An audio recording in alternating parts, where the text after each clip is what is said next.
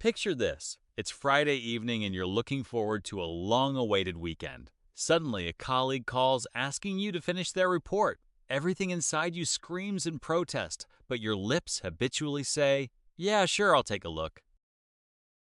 Why do we betray our own interests so easily for the comfort of others? And what price does our nervous system pay for this fake compliance? Today, we will break down the neurobiology of the fear of rejection and learn how to say a firm no without feeling guilty. Watch this video until the end and you'll get a step-by-step blueprint to protect your resources. Most people experience massive internal resistance when they need to refuse because a primitive evolutionary program is running in our brains. For our ancestors, being exiled from the tribe meant guaranteed biological death. Modern fMRI studies prove that social rejection activates the exact same brain regions that register physical pain. When you say no, your brain literally reacts as if you are facing a physical attack. Don't beat yourself up for this fear. It's natural. But in today's world, this survival instinct has turned into a burnout trap.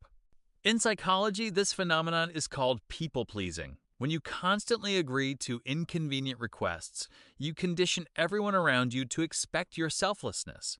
Neuroscience confirms other people's brains adapt to your behavior. The moment you refuse just once, their brain triggers a prediction error, reacting with aggression and manipulation. Research published in the Journal of Personality Disorders is shocking. Nice people are 3 times more likely to become victims of abuse and manipulation, losing their own identity and destroying their physical health through constant cortisol stress. How do we break out of this vicious cycle? Let's start with the first practical tool, the timeout rule. The main reason for impulsive agreement is making decisions too quickly under the influence of momentary anxiety. Introduce a mandatory pause between the request and your answer. Use a standard template.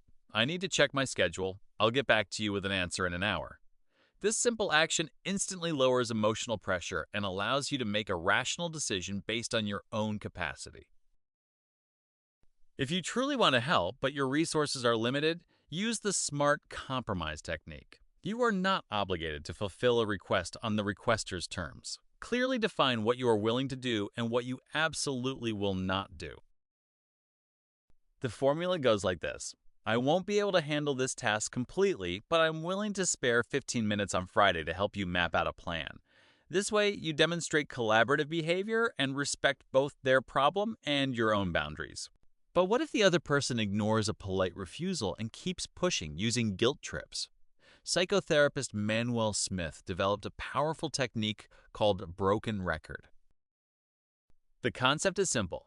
You formulate one concise refusal phrase and calmly repeat it, without changing your tone, without aggression, and without making excuses in response to any of their arguments. For example, I understand your situation, but I cannot work this weekend. Repeat this 3 times with absolute outward calm, and the manipulator will realize their pressure is hitting a brick wall. Watch how these techniques integrate during a real encounter with a manipulative boss. Pay attention to the hero's nonverbal cues, straight posture, a steady pace of speech, and 0 unnecessary excuses. So let's wrap it up. Saying no is not an act of selfishness. It's an act of maturity and a way to save your resources for things that actually matter. I challenge you to run a simple behavioral experiment this week. Start with micro refusals. Say no to a pushy promoter or reschedule a minor meeting using the pause rule. Write in the comments below which situation makes it hardest for you to say no, and we will break it down in detail in the next video. Remember, your life belongs to you. See ya!